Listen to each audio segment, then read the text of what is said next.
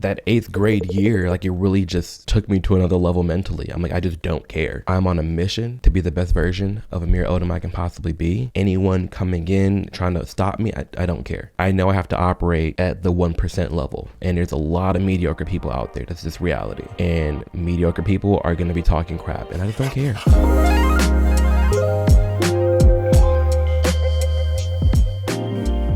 Amir, welcome to the Hastings Harvest. I appreciate you being here and being able to share your perspective, which has differed quite a bit from how I've been brought up to think, and I think it's allowed me to see things from a bit more of an open mind. And I'm excited to get into the things that we're about to talk about today. But before we start getting into the questions I want to ask you, could you provide a little bit of background on your life and how you got to the point where you are today? You know, what's your educational background and all this? I think it's going to be important when we start to get into the questions later down the line on this podcast. Yeah.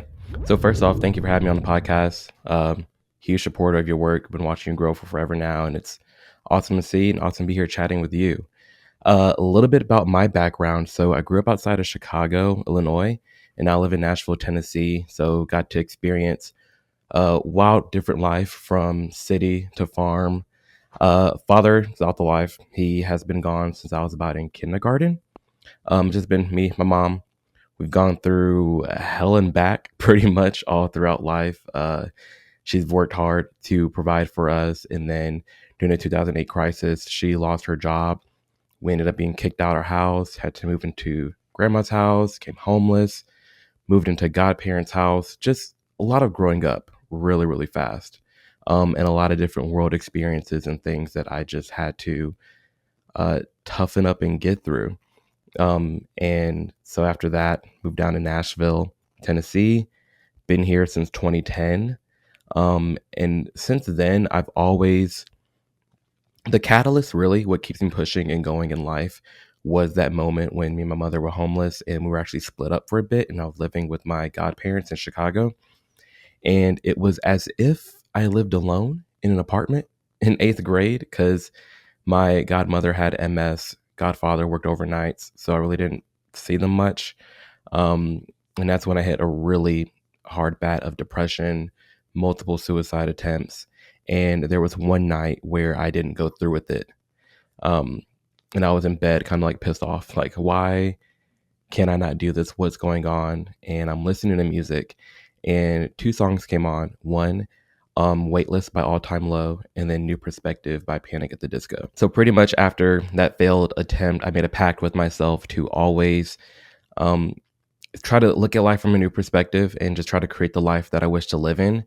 If I'm not going to take my own life and I don't know when my life's going to end, then I'm going to try my hardest every day to put my best foot forward and create the change that I wish to see in the world. So that's really what kept me pushing all throughout high school and college. I did 2 years here in Tennessee and 2 years in Illinois. Took a year off. And I've just was raised in a very open household. Like, this is me and my mom, but I was pretty much all over the place. I was outside with the boys, inside with the girls. Like, I was doing everything. Like, nothing was restricted for me. My big sister played a big role in that. She very big into Blink-182.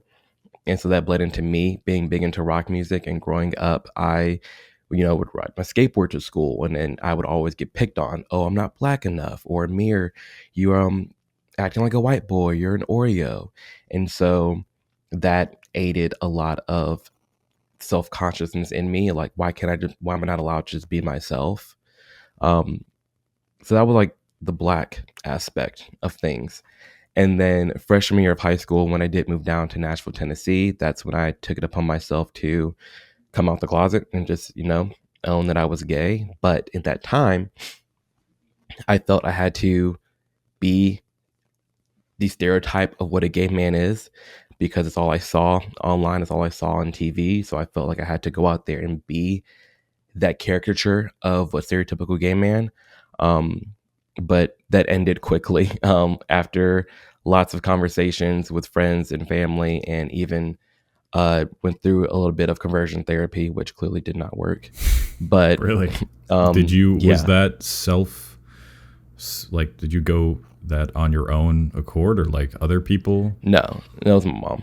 Wow. It Okay. was 2 weeks of meeting with the pastor, then 2 weeks of meeting with the youth leader, and then 2 weeks on the farm with my grandpa to do manly things. Wow. Wow. Yeah, Okay, so pretty religious background then with your mom yeah, growing up. Okay. yeah. So that happened. And so since then, I was like, you know what? I'm just going to be myself. And I don't really care about anything or anyone, what they have to say.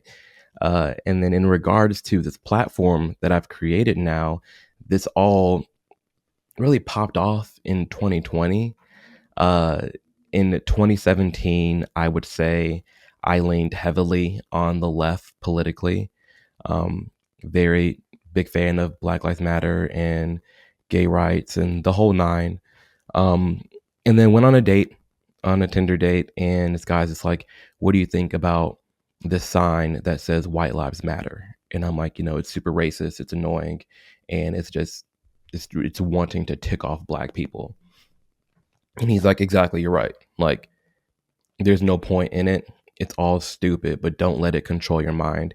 And he just gave me some alternative perspectives to look into, of which being Steven Crowder, Candace Owens, Charlie Kirk, pretty more people on the right.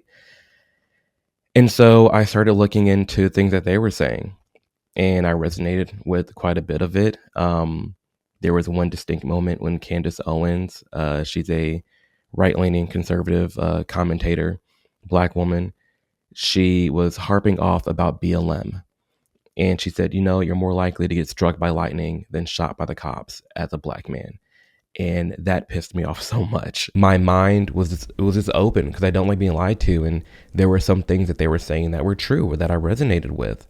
And so fast forward to that October of 2018, within a year, I went from marching with BLM to being invited to the White House and shaking Donald Trump's hand. It was an absolute crazy experience, but I credit that to just having an open mind. And reaching out to different creators and talking to them. And that whole 2018 was me really discovering where I felt politically. Went out to DC, met Trump. He wasn't as crazy as I thought he was. But very obliviously, like, I posted that on my Twitter.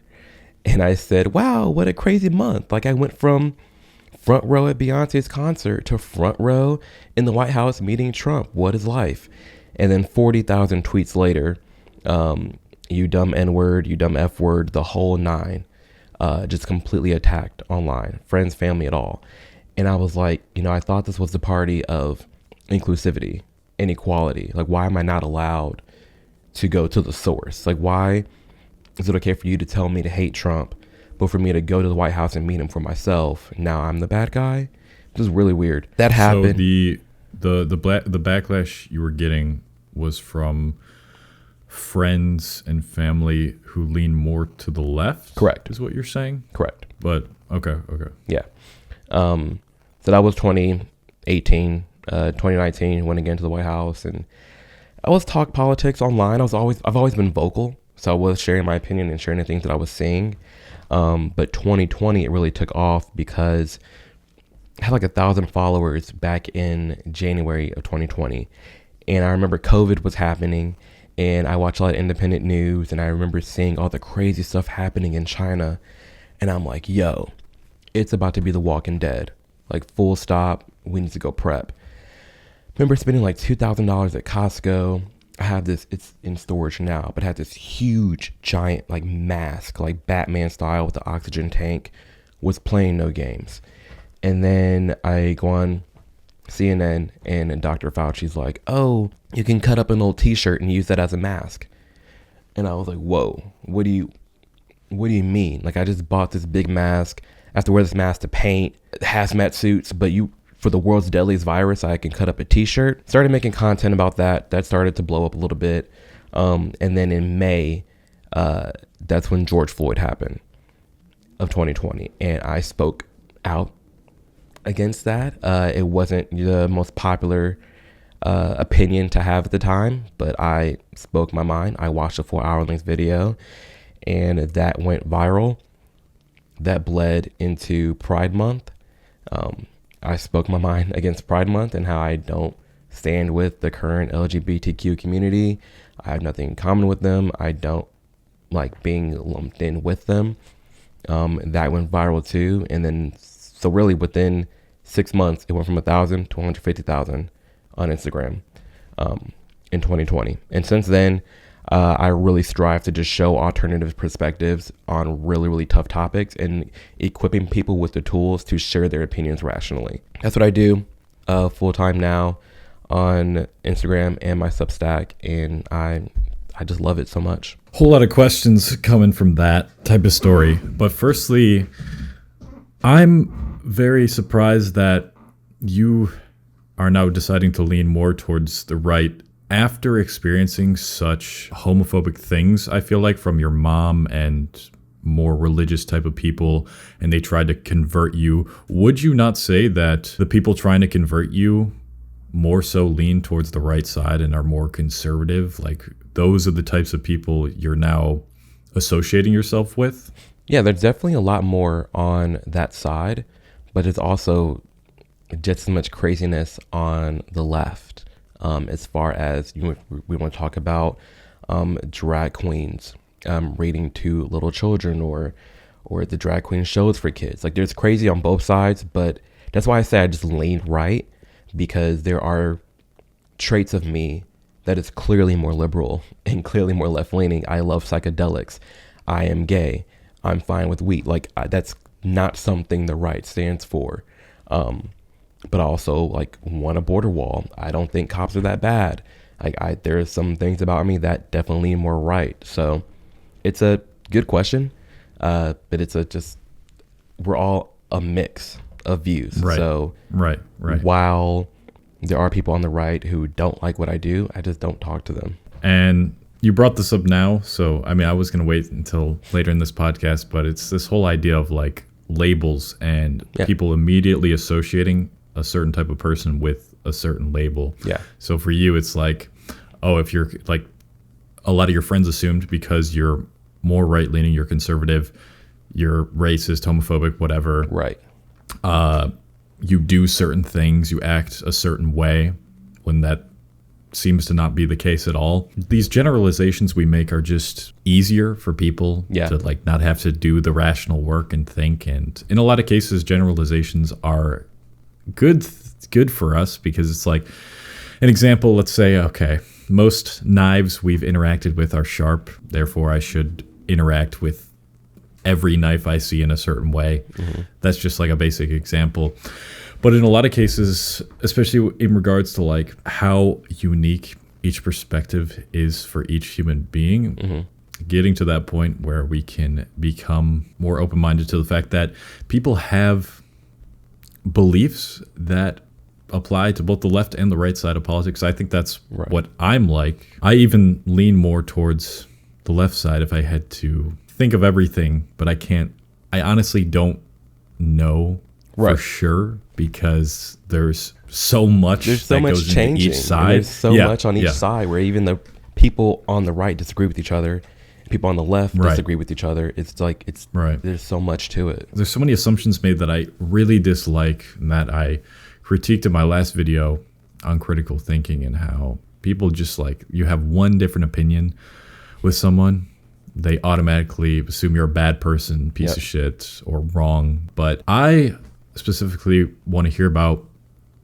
what resonated with you in regards to the conservative beliefs, and like people like Candace Owens, Steven Crowder. Like, what was it about what they said that resonated with you? And if you can you provide a decent definition of what being conservative really means? Like, what's the political ideology? Like, what do they stand for? Yeah. So, I mean, it's ever changing, and they're always debating and arguing about it. Even the idea of a gay black man identifying what conservative is makes some of them upset. Because it's just ever changing. There's so many people who left the left where they just get lumped up with the right and they're really not even right. So like the whole traditional conservative, or people like Dave Rubin, if you've heard of him, or like how Bill Maher is clearly more left, but he's appearing to be more right because he's pushing back on the far left. So it's just hard to describe even what it is. And that's why I've stepped away from it and I don't even call myself it anymore, because what does it even mean at this point? But what really stuck out to me from the more right-leaning people was, for the most part, at least with the social issues, they were focused on the truth at hand.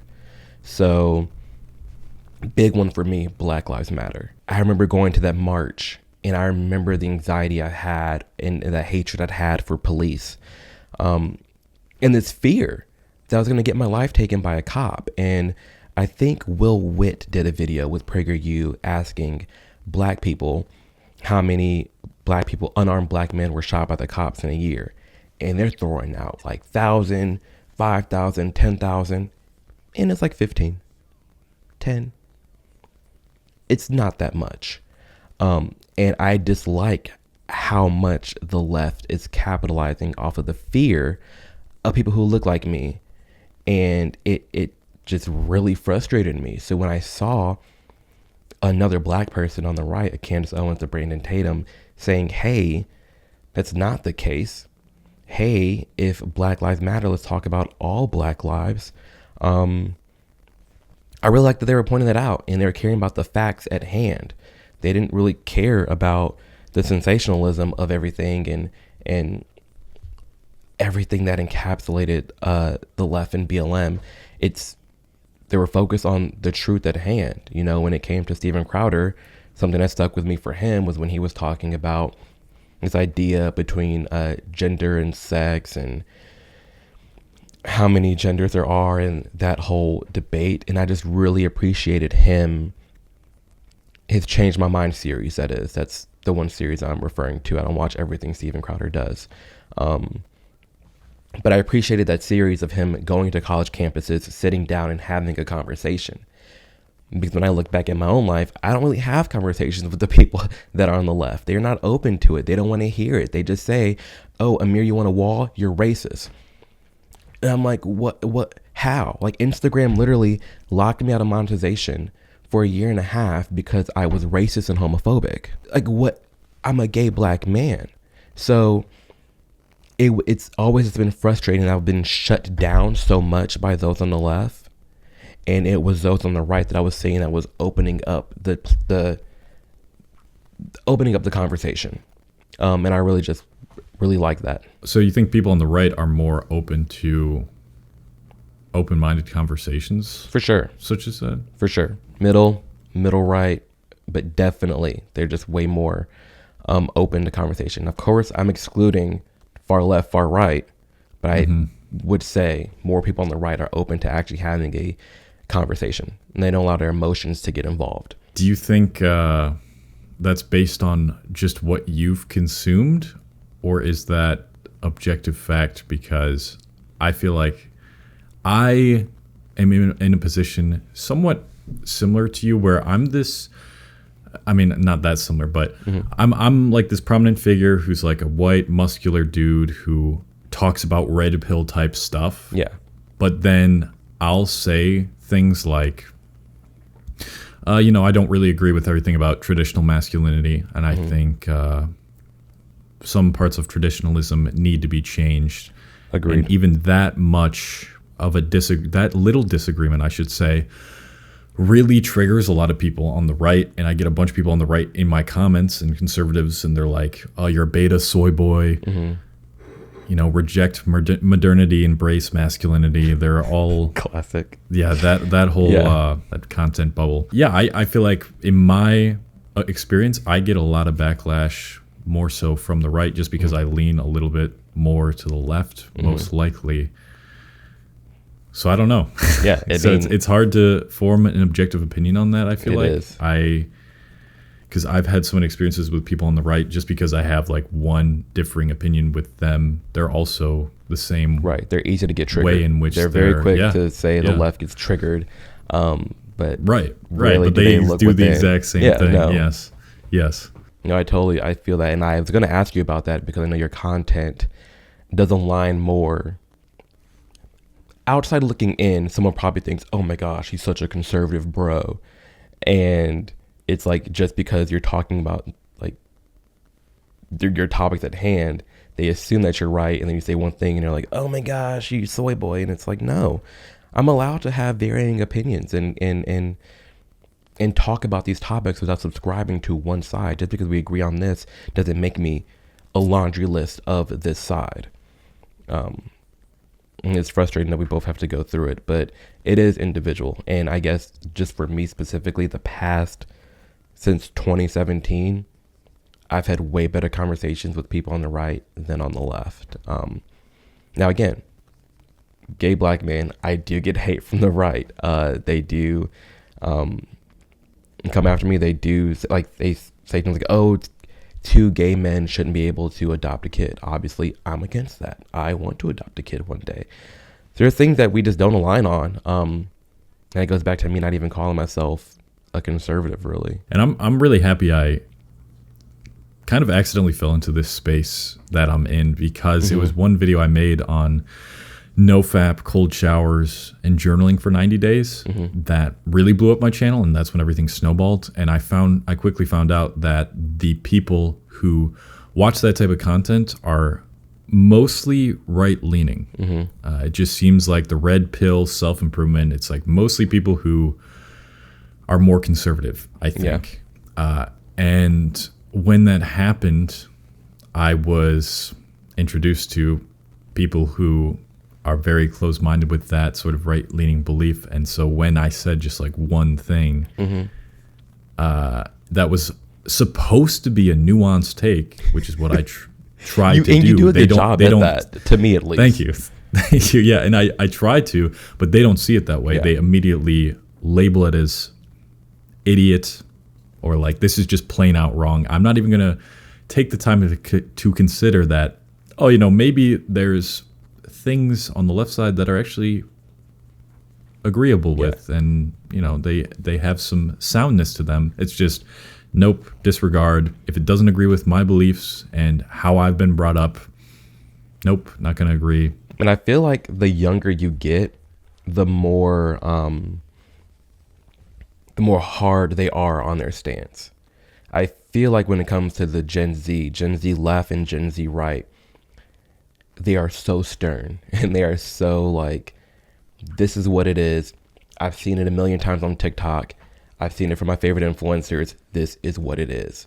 Because to that point, I will say the best conversations I've had from people on the left have been older, or have been, they've all been older. They've all been over like 25. And they're pretty calm and rational. But the childhood friends that I've lost just for going to the White House or just for having my views on the gay community, it's really not worth me even being upset about it, because they weren't that mature to begin with. So I take it with a grain of salt when I am being thrown that I'm racist and that I'm homophobic. I think partly has to do with the fact that 25 is when your brain actually finishes developing.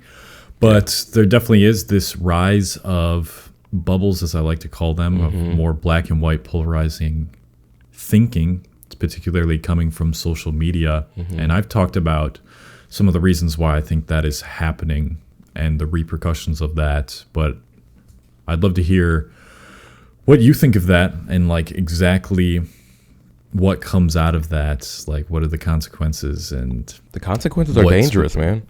I think it's literally just social media. Like the algorithms, everyone's like, oh, social media is after us.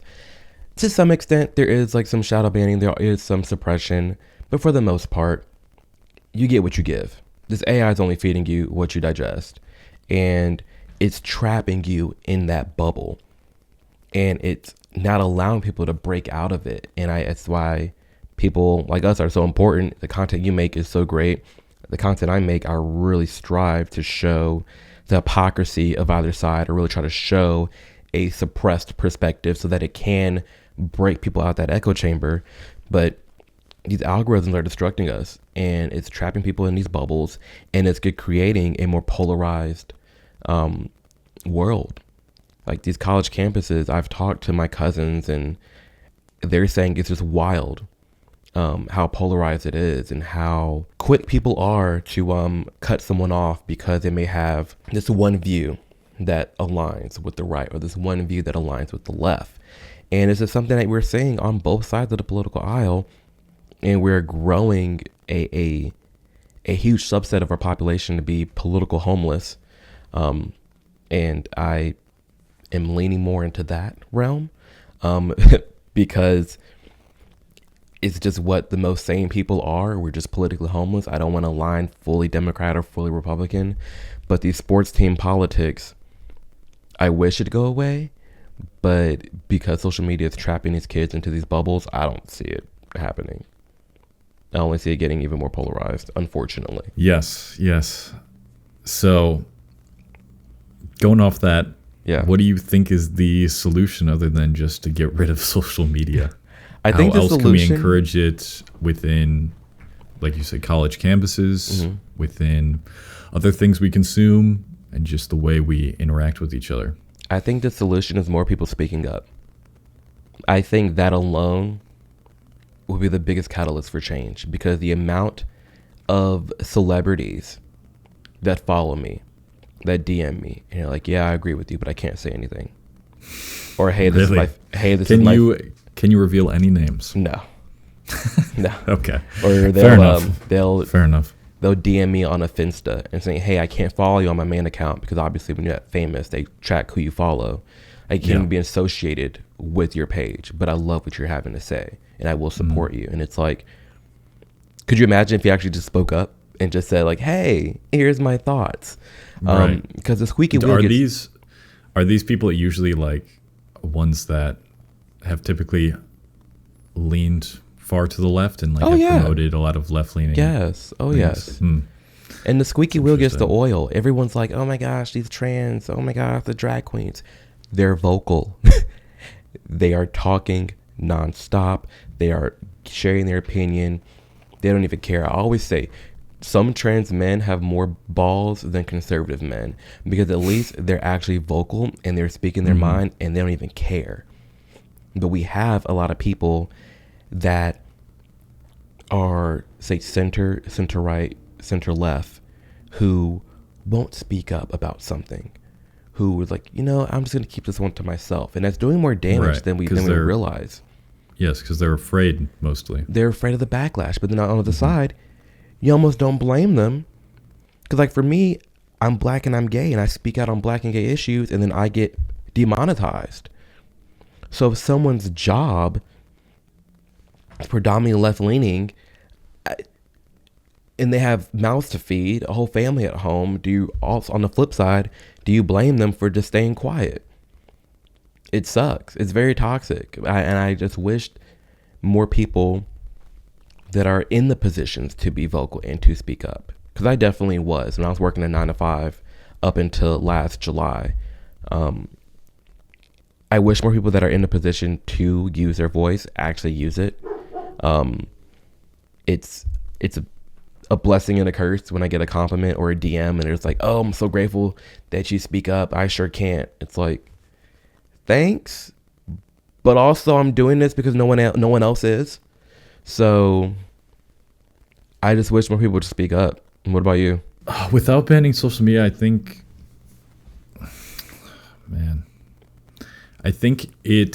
there's a huge mental aspect to it that I like to highlight within a lot of my videos, is just being more emotionally intelligent.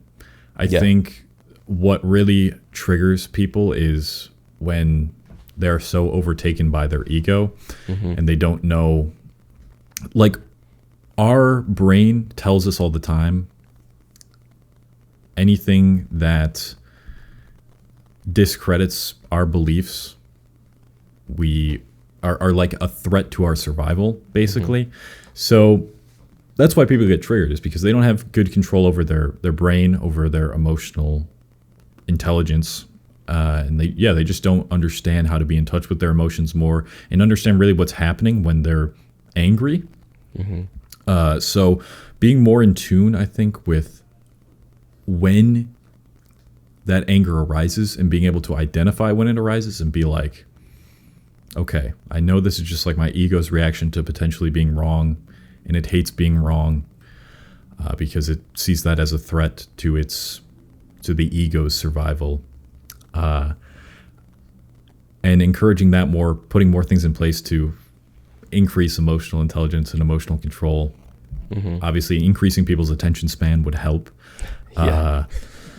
And then implementing more things that help people just slow down and kind of accept what they're feeling and take in their feelings more, like meditation, which I always preach, like, journaling your thoughts on certain things and kind of digging into your psyche and why you reacted a certain way about something. Just getting more in touch with yourself, increasing your self-awareness and emotional intelligence. That has helped me tremendously with being open-minded with all my relationships in life, like just being more accepting of other people's beliefs. More people, if they have the opportunity to, just experiencing more places in the world, honestly, like just trying to leave your algorithm bubble and perhaps just consider the other side and see what the other side is consuming and why they feel that way. Just getting a better understanding. All those things together, I think would help people a lot. And encouraging it in our educational system, I think would help as well.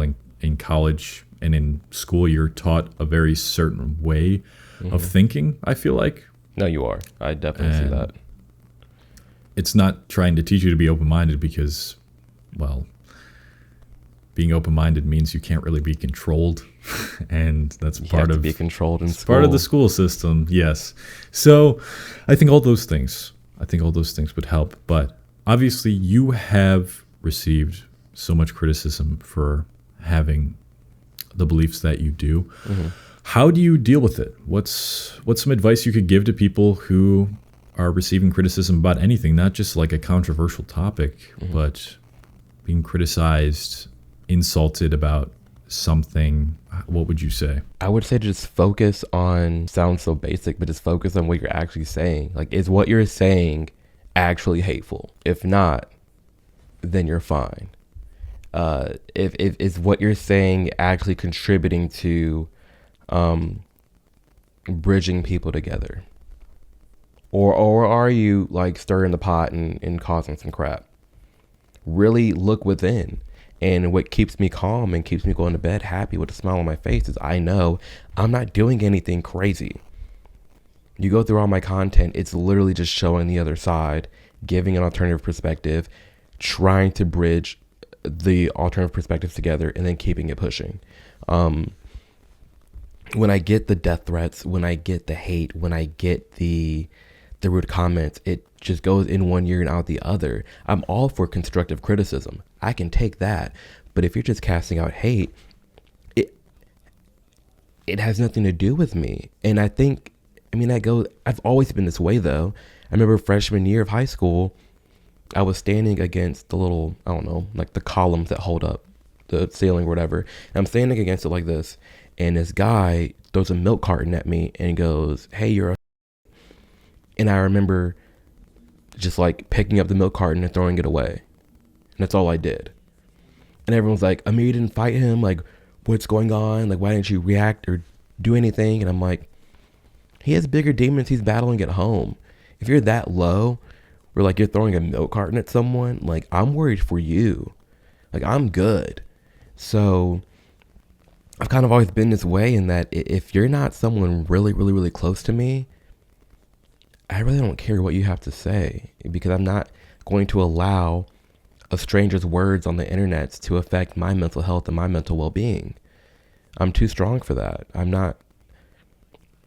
It goes to words. I mean, I don't care about the N word or the F word. I don't care about none of these words. I don't. Like, I'm not going to allow a word or a stranger agency over my mental being. Full stop.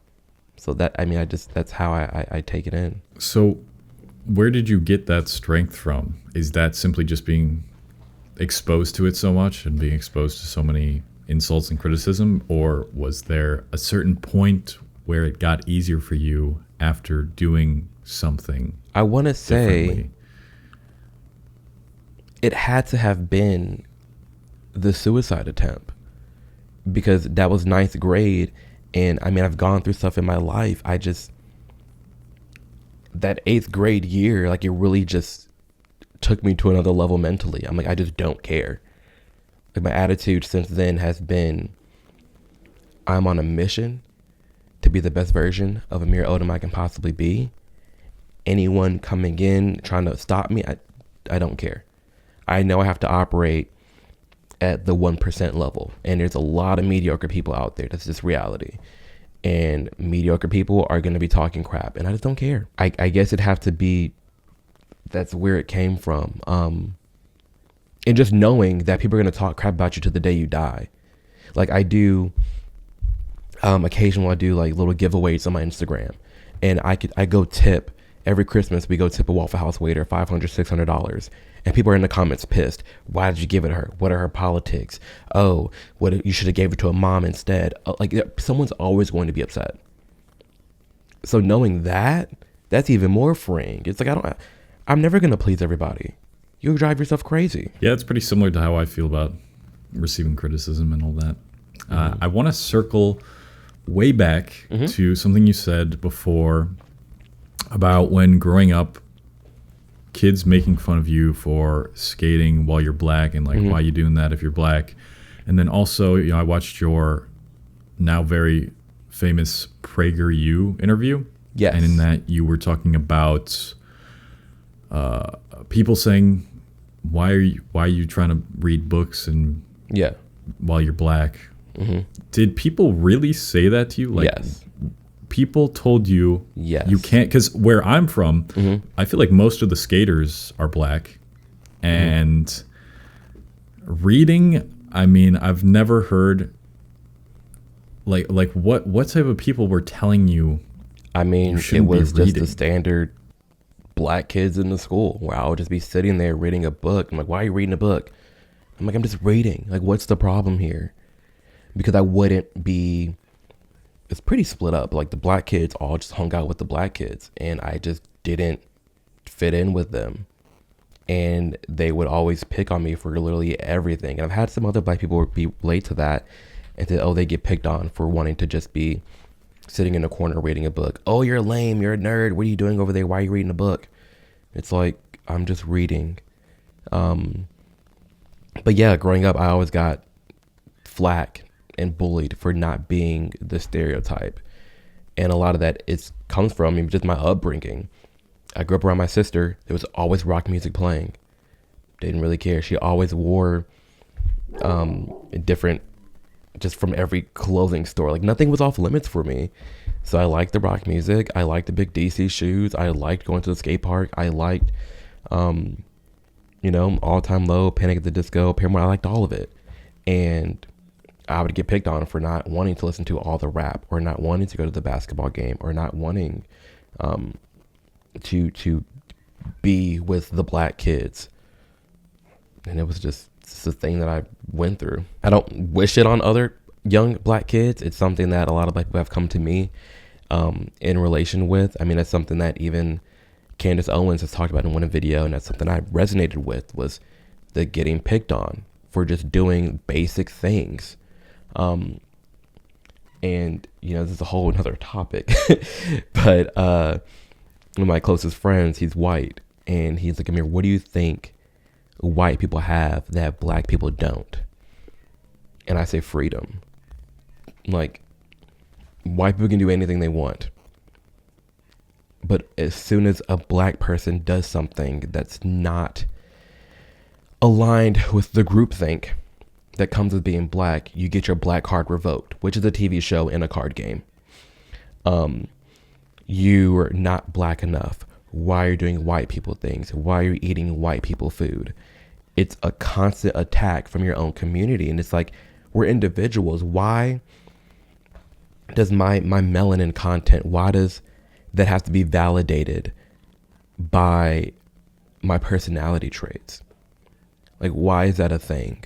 Why does that exist? I think the assumption is that if you are not having that, stereotypical black personality, you have not experienced the same injustice and inequality, and just overall, you haven't shared the same negative experiences with people that tend to be stereotypically Which is false. bad. I grew up in low income housing. I mean, I would always go. I wasn't in the city of Chicago. I never claim I ever was, but I'd go, always be with my cousins.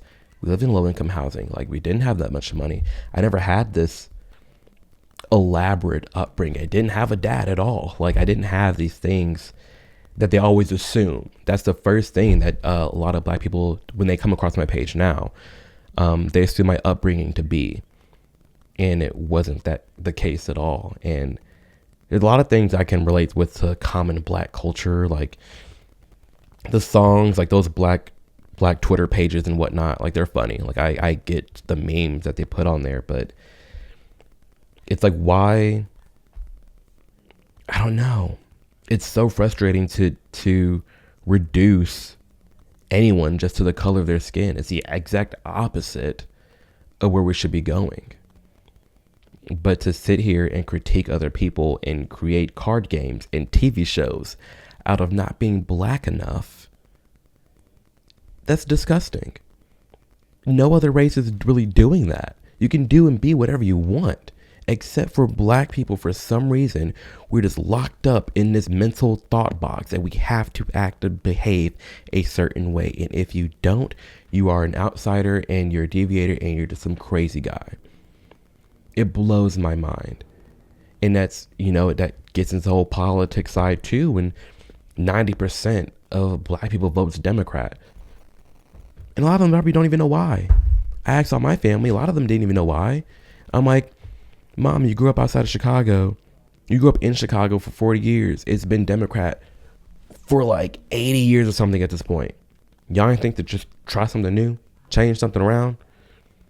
Like what are we doing here? Why is it? It's just backwards to me. I don't understand the hate. I don't understand this idea that I should be subscribed to a personality just because I'm brown. It makes no sense to me. Some good points there. I want to come back to that a little bit later, but I want to talk more about the conservative viewpoints. So you say that conservative viewpoints, in many cases, are more rooted in facts. So why do you think that is, and what kind of facts are we talking about? Like objective fact? Probably more on the topical side, probably a bit more objective. For example,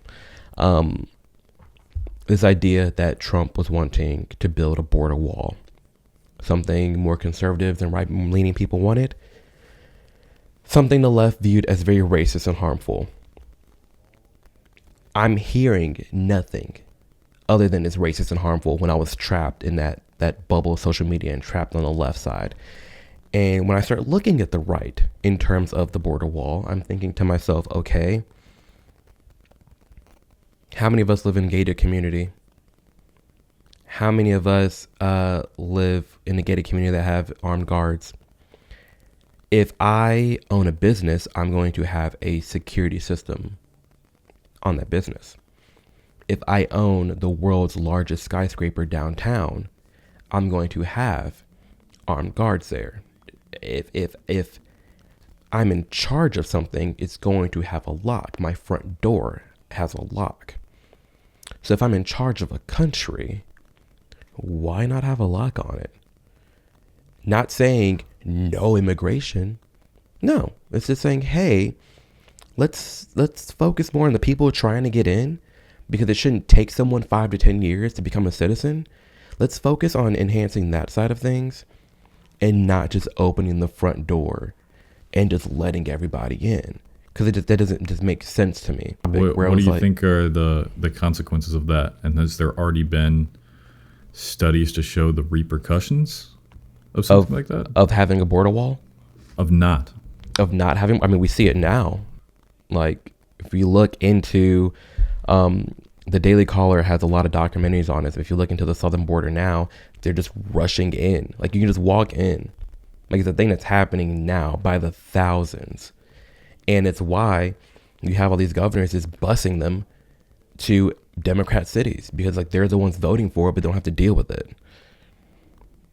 So I think locking it down probably would stop that, where they're able to just walk in and be fine. So that's just my take on that wall and how I saw it as a fact, in that, okay, how is someone like Maxine Waters, who lives behind a gate with the armed guard, what's the difference between that? Like, why is the idea of having a wall racist? That's what I've always was getting to. That's a fact. Or like the guns, giving obviously way more deeper conversation, but this idea of arming select teachers who qualify with guns. You have the left saying it's a horrible idea, do not do that, we need guns away from the schools. You have the right saying, no, we probably should do that. I'm thinking in my head, the bank, the president, celebrities, concerts, all of that, armed guards there. Everyone knows, loaded up with guns there. The one place, giant gun-free zone, is our children. Someone goes in, shoots up the place, the first thing they do, they call someone with the gun. So that's a topic back then I was looking at, and I'm thinking, maybe there is a little nuance in this conversation. Why am I only hearing we need guns, banned, but then on the right, like they just opened up the door for the conversation. And that's something I saw as more fact-based, in that, yeah, it is true. There's a lot of situations that we just guard with guns, except the one place that people go with guns, which is like schools. So topics like that, I just aligned with. I thought the argument was more so just, how did we even get to the point where teachers need to be trained to learn how to use guns in the first place? Because our society, like it's wrecked. Is this wrecked? Like, our society is just, it's the way the kids are being brought up. You're seeing it more now. I don't even know his name, but I think it was a basketball player. They just murdered some girl because she like declined him. It's getting wild. It's getting wild. But that conversation of why we're even at that point, I see why that can be a discussion. But I mean, for me, I'm just like, we guard everything else up. We know it's a cruel world. We know this country's huge. Do you not think, though, that kind of promoting that and what's the word I'm looking for? Encouraging that kind of gives off the energy of like, this is bound to happen. And so it's kind of, encouraging, I guess is the word there too, encouraging it to happen. I don't know about encouraging. I see that perspective of like, oh, it's kind of wrecked, so it's bound to happen, so let me like be guarded up and ready. But it's also the world we live in. It's just the truth. This is the world we live in. It's cruel. People do some horrible, nasty things. And in a free country that we are, it's like you gotta be prepared for that. It's just the give and take of the situation. Like, yeah, it sucks, this idea that we have to arm teachers, but it's also, we know it's a cruel world that we live in. There's cruel people everywhere. Bad people everywhere. There's bad politicians, bad lawyers, bad teachers, it just exists.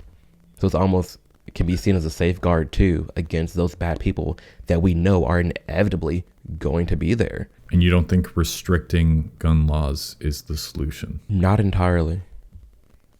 Because criminals don't obey laws. And what is it about America specifically that is causing such a massive mental health crisis, which I think is prevalent in every country right now, but most specifically America? Obviously, there's probably not too many studies correlating all this together, but I think it's a combination of our food and the amount of chemicals that we're just ingesting nonstop, the amount of prescriptions that are out there and the amount of distractions that are out there. No one, it's sad. It's so sad. There's so many people that just don't care about their lives. There's so many people that just ingest chemicals all day, sit around and don't do anything. And it's just not healthy. And I think with the rise of crimes, the rise of mental health issues, it's brewing disaster. I see a lot of people who go through life carelessly and they just don't really care about the things going on, which is why a lot of people resonate with your content, because they want to care. And you wouldn't have a page if a lot of people cared. And they just don't, unfortunately. I think that's just aiding it all. The food, the not working out. I mean, the combination of it all, unfortunately. It's the amount of freedom that we have and the amount of carefree that we have in this country. Because there's strict laws in some states, loose laws in others. And you got people in America so privileged that you're so concerned and worried about if someone refers to you as the correct pronouns. That's where we're at in America. That's how much freedom we have. That's how bored people are compared to another country where they're looking for their next meal. We just have it good, and people are getting bored. That creates new problems. Yeah. Because, I mean, I don't know, something about humans just always, like, we can't be just content and comfortable with where we are, I suppose. For some reason. So I want to talk about when facts no longer become relevant. If you think there are any situations in which feelings are a more valid source of listening to than facts, like when is it important to consider subjective truth over objective truth? Because objective truth is very rooted in like empirical observation, right? Science, stuff like this. When do you think it matters more to accept the subjective truth of a situation? Honestly, for me, probably when you're trying to talk to people on the other side. You know, the truth of the matter is, when I think of the people in the streets with BLM, and the black people crying and in tears, that although it's not true that black men are killed by the thousands by police unarmed every year, that person's truth is that that does happen, and that we kind of need to pay attention to that and how they're reacting, and then figure out a way to break that down to them and have a conversation with them. Because when I see the tears, even at a gay pride parade, when I see the tears of people living in fear, you have to take into account the truth, their truth. It may not be the truth, but you have to take into account their truth. Now, is that the end all be all? Do you just accept that? Personally, I don't. I would want them to rather pay attention to what's happening at hand and try to get the actual truth. That'd be the only scenario, really. And I guess, I mean, the only time I really see people having a tough problem with that question, you know, subjective versus objective truth, would be abortion and the women and what that woman's having to go through, and what the truth is and what it means to people who have an opinion on that topic. Is it true that there's two bodies? Is it true that it's one because she's having to deal with it? Like, it gets dicey. Yeah, that's something else I wanted to talk about with you. I think, what you do on your Instagram is you say, here's why some people think, basically with your infographics. Do you always agree with those infographics? Like, you're taking that side of why some people think? No, there was one. I think the abortion one is the one where I like kind of low Yeah, key you got a disagree lot, with lot it. of backlash, and I didn't completely agree with. That's what the you said one either. where I'm still like, I'm sorry, and they get so livid with. Yeah, that was one. That was one I wrote where I was like, this is literally some and not me. Okay, I see. Great. But lastly, I wanted to talk about possibly one of the most controversial things you've said, even though, Ooh. I mean, controversial. It would be controversial. I do. I'm think. wondering which one you're about to bring I up. think it is. Because there's one I want. So you talk about oppression in America. Yeah. You say you're not oppressed. Yeah. There's nothing holding you back from achieving your dreams. Yeah. You are the American dream. You know, everybody can use the same water fountains. Mm-hmm. All these laws have been passed that make equality more apparent within America, within or amongst races. To me, that is like, I don't think that's being objective based on what I've seen, what I've been through, like what I've experienced with my friends, and what I've researched as well. Specifically where I come from, which is Buffalo, which is one of the most segregated cities in America. I mean, there's literally a street which divides where the majority of black people in Buffalo are living versus the majority of white people. Yeah, that stuff exists. And yes, and this has been prevalent since like the 1930s. A lot of immigrants came to Buffalo, and the white and black immigrants would actually live together.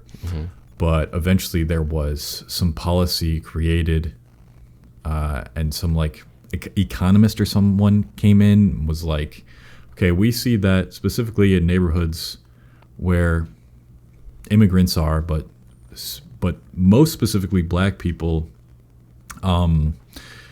there's less economic development or something like that. So they stopped putting so much investments within the black communities.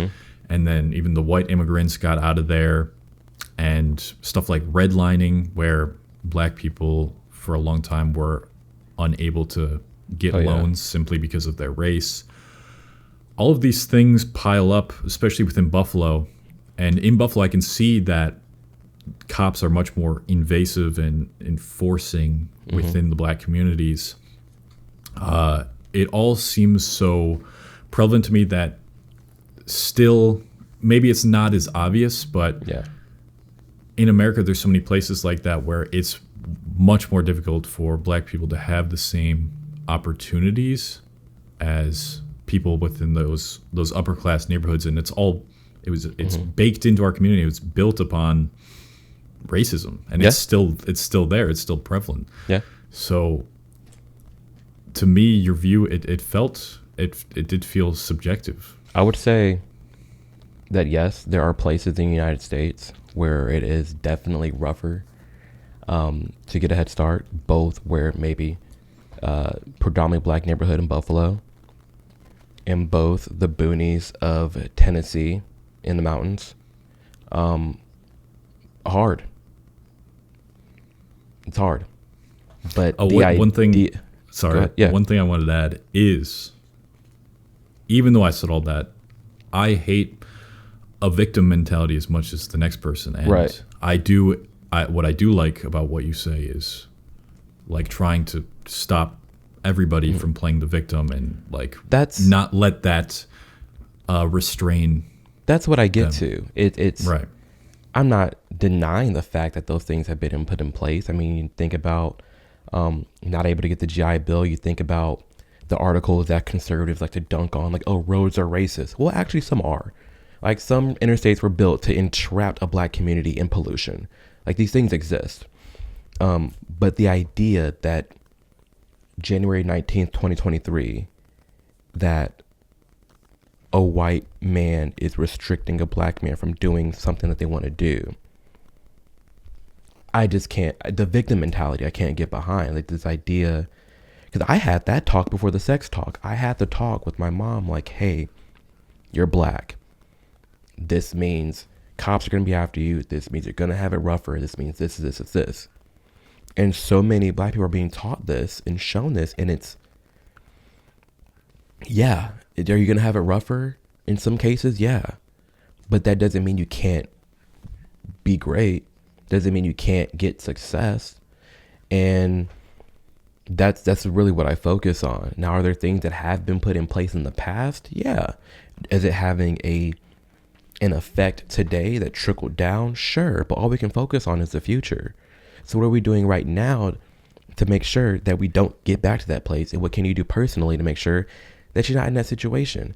And you brought up a point about the cops being harder on the African American community. Good. You think about people who look like me. Let's dumb it down even more. Let's say 2%, 3% of the entire United States population, black men ages 15 to 26, account for over 50% of all the murders and all the robberies. I'm sorry. It does not have to be that way. Like there's no white man demanding black people to murder each other or murder things or rob things. To a certain extent, there comes responsibility. To a certain extent, if I'm in a grocery store and the store owner knows 9 out of 10 robberies are from people who look just like me and not you, how am I going to be mad that I'm getting followed around the store and profiled? To a certain extent, math isn't racist. So when I look at this data and I see the crimes that black people are committing, when I see the people who look identical to me, the sheer amount of them that resist arrest, that kill people, that rob from people,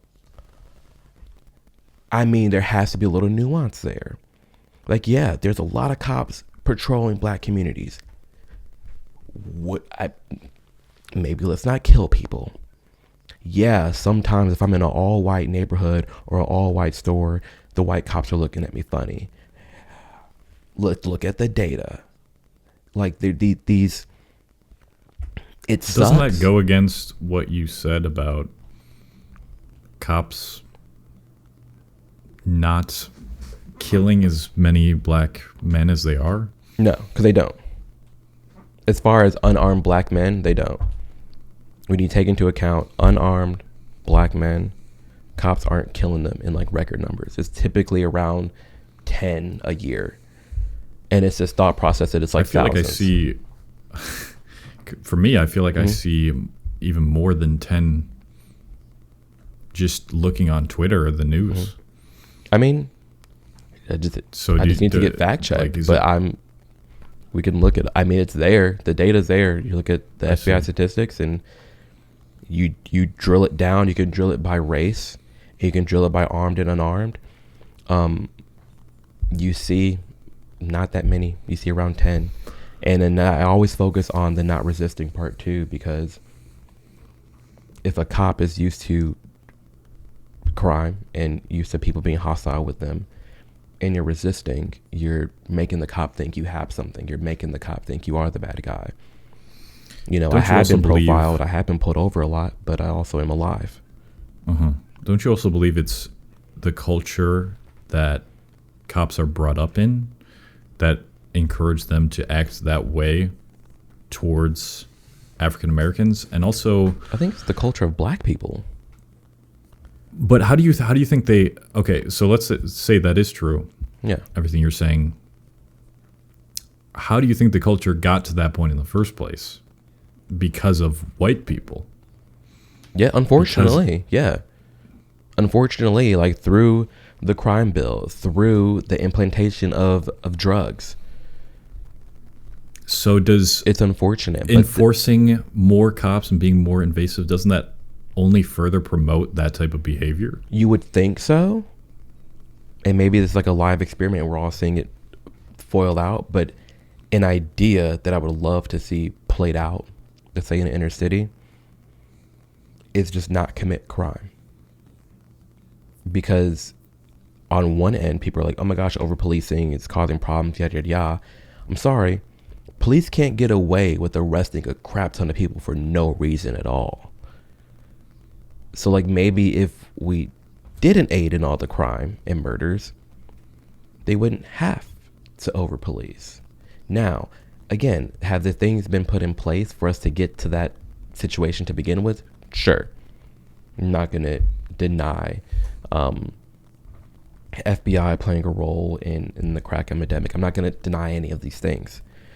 What I'm also not going to do is allow people to use that as a scapegoat to be a victim and to just do whatever they want. Like, you can't actually change your life around. Like, there's been so much stuff that predominantly white people have done in the United States at the detriment of black people, yes. But it's not an excuse to not turn your life around as best as you can and then come back to that same community and be the change you wish to be. Why is it that you have these rappers leaving these communities and coming back and racketeering, coming back being the drug lords, coming back and aiding to the gangs? Why not tear down the Section 8 building and build up a nice community, lower the rent, and help the black people get on their feet? Why not buy this local liquor store, change it from a liquor store to an e-game center for the kids? Why not come back and be the change we wish to see in our own communities instead of fleeing to a white neighborhood and only coming back to the black hood to aid to the drugs issues? So on one side, it's like we kind of have the resources to come back and be the change we wish to see with the amount of rappers and ball players that are coming out the hood. But rare do we see them coming back and being that change. So it's a little mixed. It's like, yeah, white people did a lot, but black people can do some stuff too, and they're just not. I think that's important. I feel like I see that quite a bit, specifically them doing positive things in those neighborhoods after they escape those neighborhoods. And I also think, especially in Buffalo, the amount of funding the police are getting that could be putting towards developing those neighborhoods more. I mean, I think it's just ridiculous. And that we're doubling down on the thing that's supposed to prevent crime instead of fixing the root of the crime itself. I think that one's interesting too, because on one end, yeah, like we should be funding more of the community and building that community up, but it still leans heavily on culture being a change too, because if you take 40 kids from a public school in Chicago and dump it into a super funded, super nice, bougie, well done private school, that's not going to work out. That's just not going to work out. So there also needs to be a culture shift too. And like, yes, we can give all the nice things, but if they're just going to destroy it. And you think that's what would result in that, is just destroying it? Unfortunately, yeah. I think there would be a lot of situations where that school could get destroyed. I mean, it's a little like, subjective, but I mean, you look at Airbnb crimes, you see predominantly one race destroying these bougie, nice houses, throwing parties and on vacations. You go to South Beach, Miami, you typically only see one race causing all the crime, causing all the destruction and the ruckus. It's unfortunate. You look on TV, you see Love and Hip Hop, you see Real Housewives of Atlanta, you see black people acting like fools, throwing elbows, acting a fool in the restaurant, acting a fool in the club. You see just negativity and low energy everywhere. You see more kids, you see WAP, like, no shade to the song, love the song, like, hello, like, but come on now, like, that's where the culture is at. It's sad. So it's more about changing the culture for you. Yeah, if you got girls wanting to be Cardi B and not a doctor, I mean, what can you do? In terms of that, so you think like things like music are affecting people more than we give credit for? Totally. I think, especially in the hood, I had this really nice conversation with another one of my white friends, and we were talking about the music. And I was telling him how I hate rap music. Like, I'll listen to some Cole, some Travis here and there, A little bit old Future and some Drake, but like for the most part, you look at my Spotify analytics the past 3 years, it's mainly just EDM and like just zero lyrics. But I hate rap music because you have a bunch and a large chunk of the audience working a 9 to 5. We're going to a nice school, chilling. I love this music. The beat's hard. You got there's memes everywhere. Like, oh, me driving to my 9 to 5, listening to like gang music. But the people in the hood, that's reality. Like, that's life. Like, they're living that, they're breathing that, they're listening to it, and they're doing it, and they're acting on it. Juice WRLD even contributes his drug addiction to Future, and he's dead now. And they released some songs that he recorded before he died that talk about him dying on drugs, but no one seems to like put 2 and 2 together. So yeah, like the music is harmful, and it's not motivating, it's not inspiring, and it's only keeping the young black kids in a circle of disaster and drug abuse, and it's sad. But too many people are making money from it. You see, there's this Breakfast Club interview where they're talking to a music executive, and they're like, don't you think it's bad that we're just like promoting all these pill popping rappers? And he's like, no, it brings in the money. We have people to feed. Right. So yeah, I absolutely detest it, and I think it's absolutely playing a part in the culture. Probably more nuance there than I can even think of articulating right now. But we'll see how people react to that in the comments. One last question. Yeah. You want to do before we sign off? I asked this to just about everybody who's on the podcast, and it is, if you could put a billboard up that appeared everywhere in the world, what would it say and why? Okay, it'd be sick. Okay, it'd be like a regular billboard rectangle, and it'd probably reset.